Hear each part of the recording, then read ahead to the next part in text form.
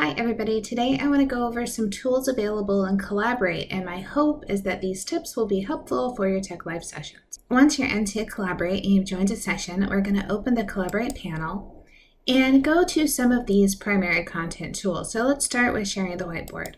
One tool that you might find useful is using the text. So if you would like to write something for your student, start typing. I'm going to say, hi, welcome to Tech Live. When I'm done, I click off of it. If I would like to edit it or do something else, I can click back onto the text and see one choice that says it's duplicate. So the duplication does exactly as expected, and I could move it around. Now I can also go back to my original and grab it and move it around too. If you find you don't want what's on the screen anymore and you want to get rid of all of it, you can hit the trash can, which will get rid of everything. Notice it says yes, clear annotations. If you don't want that, then go back. Other choices, of course, you have is to write. So if you have something that you can write with, you can hit the drawing. And when you click on the color, it will show you what color it's going to be on the screen. Let's again say hi. And if I don't like it, I can clear it. There are some other tools that are kind of nice. You can make lines. And again, that duplication is kind of handy. I used this in class the other day when I had a graph on that I wanted to show something multiple times that it keeps duplicating.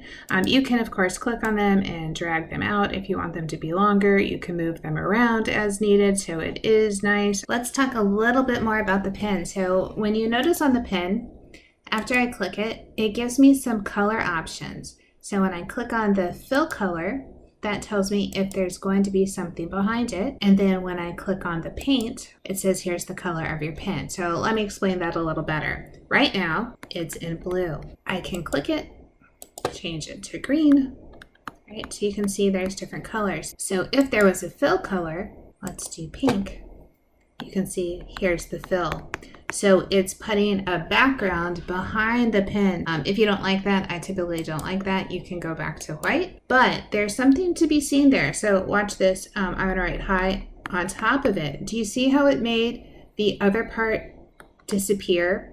Because what's happening, the screen is being drawn with the white on top of it. So if you don't want that to happen, what you really want to do is use this slashed part where it's just gonna like not have a fill. So there's no fill here.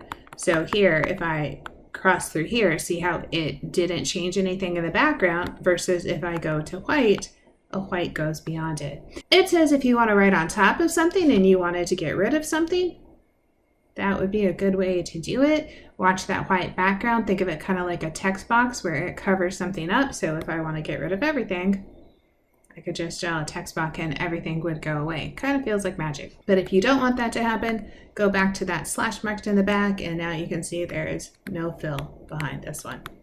I know a lot of faculty like to share PowerPoints in their Tech Lives, which is a great way to give information to the students. And as I've told you before, we want to make sure we do that as a PDF because it shows up nicer. As you're sharing in the PDF, there is a pointer. So I wanted to show you the pointer. And that just really helps you draw attention to things you want to show the students. So if you want to point to the -3 or point to the -2, the students are able to follow you. In addition to using the pointer to navigate around the screen, you can also add a point yourself. So you can add an arrow to really emphasize something that you think is important.